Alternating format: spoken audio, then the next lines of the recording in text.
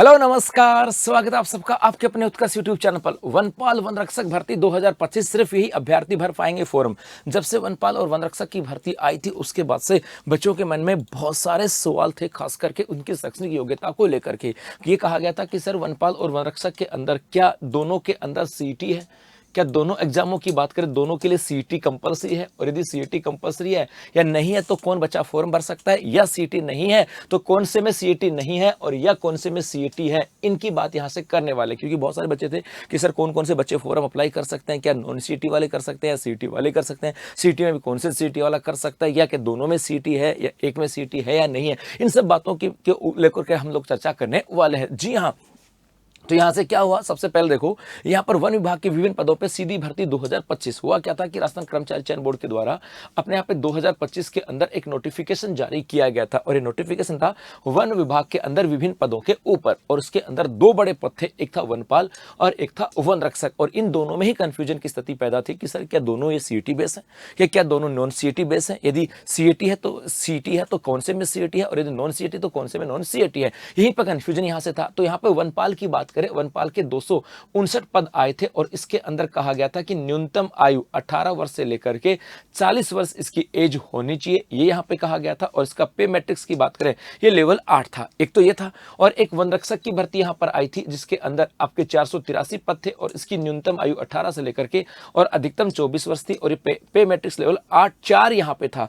गुरुजी ये तो बात होगी, लेकिन अब ये किसके अंदर फॉर्म भरा जाएगा और ये सीटी नॉन सीटी उसकी बात करें तो मेरे भाई यहां पे जो लाइन लिखी थी ना शुरुआत के अंदर, ये था कि बोर्ड के द्वारा वन विभाग राजस्थान के लिए राजस्थान वन अधीक्षक सेवा नियम 2015 तथा राजस्थान अनुसूचित क्षेत्र अधीनस्थ मंत्रालिक एवं चतुर्श्रेणी सेवा भर्ती सेवा के अनुसार नियम 2014 के अंतर्गत वनपाल यहां पर कहा गया है। सेकेंड लाइन में देखोगे तो वनपाल के पदों पर समान पात्रता परीक्षा सीनियर सेकेंडरी स्तर 2024 में यहां पर कहा गया कि जो वनपाल है इस वनपाल के लिए सीईटी 10+2 सीईटी 10+2 में योग्य घोषित अभ्यर्थियों से, अर्थात जो कि आपके 2024 में हुई थी उसकी बात की गई, एवं वन रक्षक और सर्वेयर के पदों भर्ती हेतु राजस्थान कर्मचारी चयन बोर्ड के द्वारा। और यहां पर किसी के अंदर कहा नहीं गया कि भाई इसके अंदर क्या था, तो यहां पर कहा गया, साफ साफ लिखा गया है कि वनपाल के पदों पर समान पात्रता परीक्षा सीनियर सेकेंडरी स्तर 2024 में योग्य घोषित अभ्यर्थियों से एवं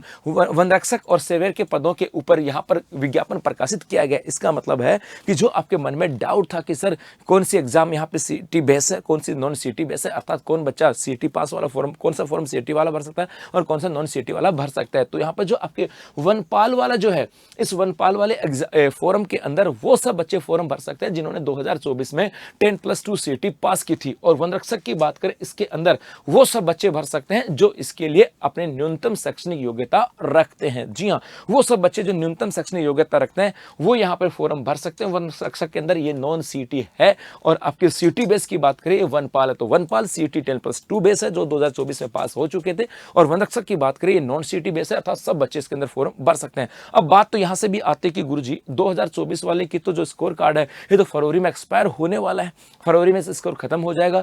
तो यहाँ पर क्या बिंदु यहां से आता है, तो भाई उसी की बात करते रहा कि फॉरेस्टर भर्ती सीटी बेस है और सीटी स्कोर फरवरी 2026 में एक्सपायर होने वाला, इसलिए इसका नोटिफिकेशन और ऑनलाइन फॉर्म जनवरी 2026 के पहले सप्ताह में शुरू होने का प्रयास है। तो यहाँ पर इन्होंने आलोक राज ने ट्वीट करके भी कहा है। और इस वनपाल की बात करें, इसके लिए शैक्षणिक योग्यता की बात करें, वनपाल के लिए कहा गया कि राजस्थान माध्यमिक शिक्षा बोर्ड अजमेर से या केंद्रीय माध्यमिक शिक्षा बोर्ड से 10+2 पास होना चाहिए, 10+2 पास होना चाहिए। और उसके बाद में आपके सीटी 10+2 भी क्लियर होनी चाहिए। इसके अलावा वन रक्षक की बात करें, वन रक्षक के लिए कहा कि आपको 10th पास होना चाहिए। तो यहाँ पर वन रक्षक की बात करें इसकी न्यूनतम शैक्षणिक योग्यता 10th है, और वनपाल की बात करें 12th है। तो जहां पर न्यूनतम शैक्षणिक योग्यता 12th होगी वहां पर सीटी 12th काम करेगी, जहां पे 10th है वहां पे तो काम ही नहीं करेगी। तो मेरे बच्चों कंफ्यूज होने की आवश्यकता नहीं है, वनपाल सीटी 10+2 बेस है।